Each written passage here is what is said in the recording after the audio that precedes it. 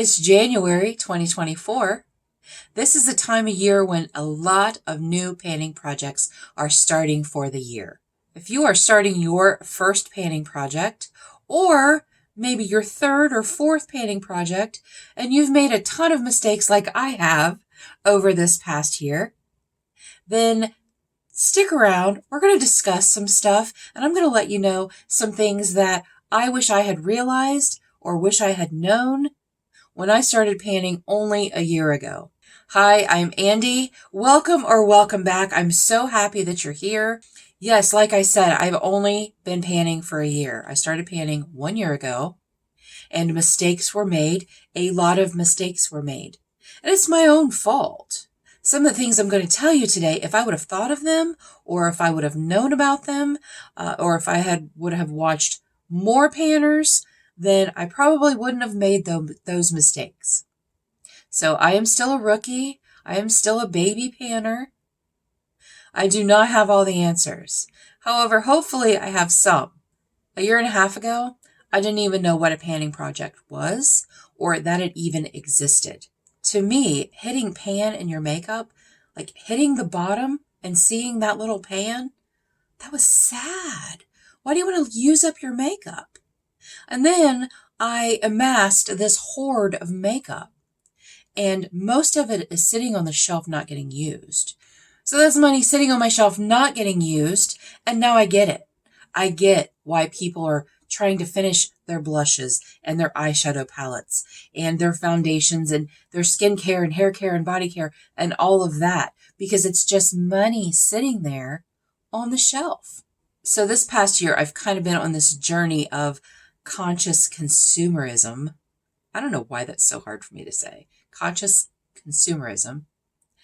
And buying less and using more. I have gone from the FOMO mindset, the fear of missing out, to the finish mindset. I want to finish this foundation. I want to finish this concealer.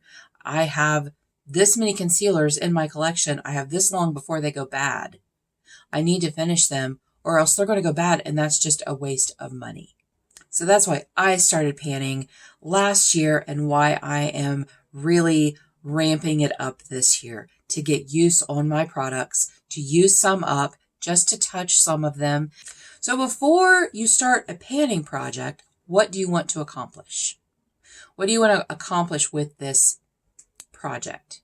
Do you want to finish everything up? Do you want to just, like me, I just want to touch things. I want to use as much of my collection as I possibly can in this year.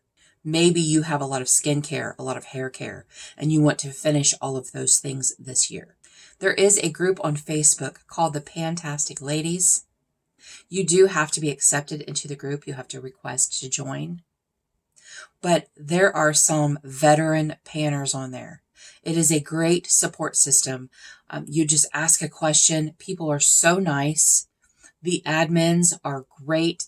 Some of the admins are people with channels, and I have really enjoyed being a part of that group. I don't really comment a lot on there, but I do read people's posts. And if you hit pan on something, that's the place to post it, because they're going to celebrate with you.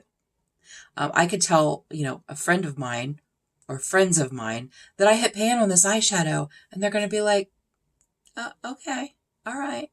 Like, they don't care. They don't understand how satisfying that is.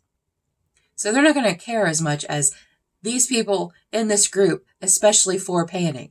The Fantastic Ladies have a ton of different projects. There is a project on there, or more than one project on there, for everyone. If you wanted to do a project, you don't have to do a Fantastic Ladies collab project. You can do your own project. I am doing a couple projects this year, just myself, just to get some use on my products. And it's kind of a challenge for me. I want to see if I can accomplish the things that I have set out to accomplish. Also, if you're thinking of doing a project, you don't need a YouTube channel to do that. You can post your successes on your Instagram account. You can post your successes in the group, the Fantastic Ladies group, if it is a Fantastic Ladies collab project. Or you can talk about your accomplishments as a comment on a video. I know so many of the panners that are creators love to have conversations with their subscribers, with their friends, in their comments. So you could say, hey, I hit pan on this eyeshadow, and we're going to be like, yay, because that's exciting. And we like celebrating with you. So you don't need a channel in order to do a panning project. You just need a horde. You just need products. That's all you need is products. So some of the things that I can recommend when trying to choose a project. When you're trying to choose a project, make sure it is a project that is the best for you, for your personality, for your goals, for your interests. Make sure it suits you and it's something that's going to be fun for you. There are so many projects. There are pop culture projects. There are projects based on certain TV shows, on certain movies. There's projects based on music. There's projects based on pets. There's projects based on drinking. Like, it just depends on what your interests are, what your goals are for what you want for your collection. Also, do you have a big eyeshadow collection and you want a project that is more eyeshadow heavy, meaning it concentrates more, it's centered more around eyeshadow? There's pan that palette. There's pan those eyeshadows. There's pan in every palette. And there are so many different projects that you can use. Most projects themselves, if you wanted to use your entire eyeshadow collection in a project, you can usually do that. Some of my favorite projects are projects with prompts. So it prompts you to choose an item. And some of those prompts are skincare, hair care, body care, something other than makeup, or blush, bronzer, concealer, that kind of thing, where you wouldn't be choosing an eyeshadow palette.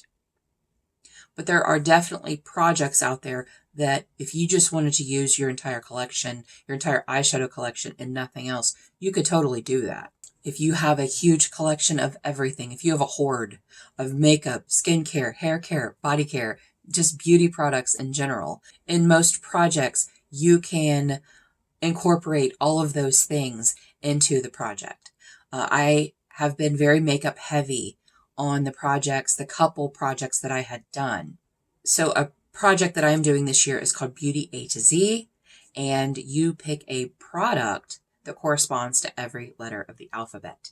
Well, I decided that I am doing all skincare, hair care, body care. I'm doing all beauty products, and I'm finishing them. So be realistic with the products that you're bringing in and the goals that you are setting for those products. If it is a completion, make sure that it's something that you like. Make sure it's something that you actually want to use all of. I made that big mistake. I brought in things that I didn't know if I liked or not. And then halfway through the year, I'm just like, I'm hate panning. And I'm like, I don't want to do that. I don't want to hate pan anything, because life is too short to use makeup you don't like. I have enough structure and stress and things like that at work. This is my happy place. This is where I'm creating, or I am filming videos and talking to you guys. This is my happy place. I don't want something that's stressful. So don't let it be stressful. Make it fun. You have to make it fun. If you have a huge bottle of lotion or, body lotion or whatever, and you don't want to use that whole huge bottle of lotion, then put a usage goal on it. Just say, hey, I want to use this 20 times. Just be realistic about your goals that you are setting upon your product.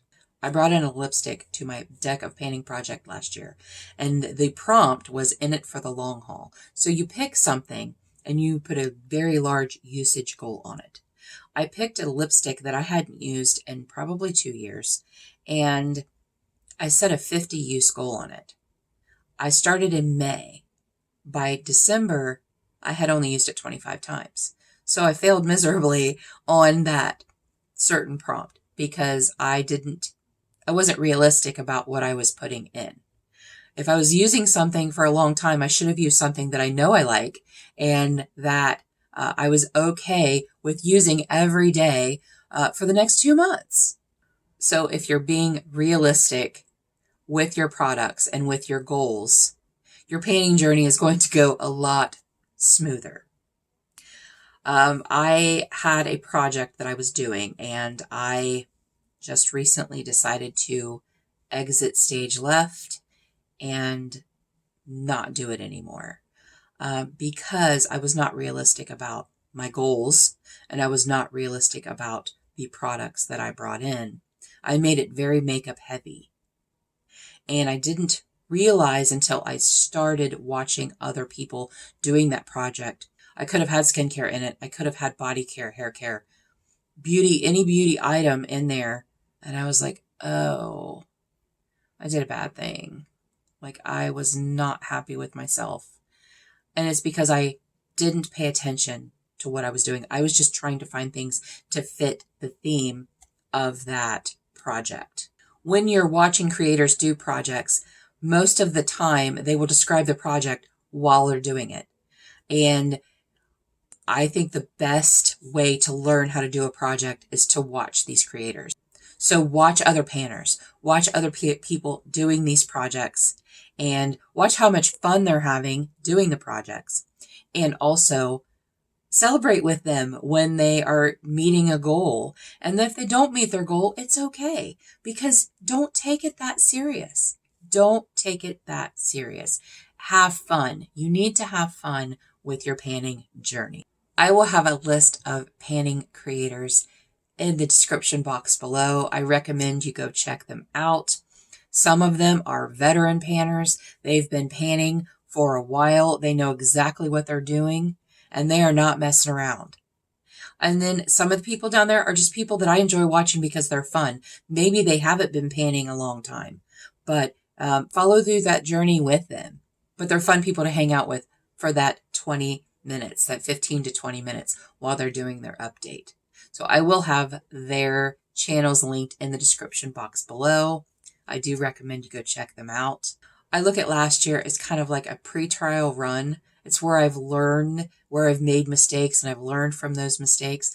You guys, I'm going to make mistakes this year, and I'm going to make mistakes next year. I'm going to make mistakes the year after that. But maybe they're going to be less and less and less, or maybe smaller mistakes instead of huge mistakes like I made last year.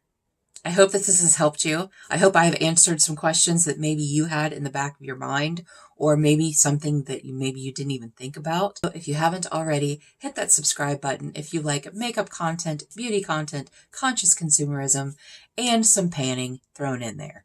I really appreciate you being here, and until next time, I hope everyone has a great day, and we'll see you later. How long has that been blurry? How long has that been blurry? Okay, I'm starting over one more time. Otherwise, after that, I'm done. So it's January 2020. So it's January 2024. It's time when all of the new, no, that's not. It's not. Shut up.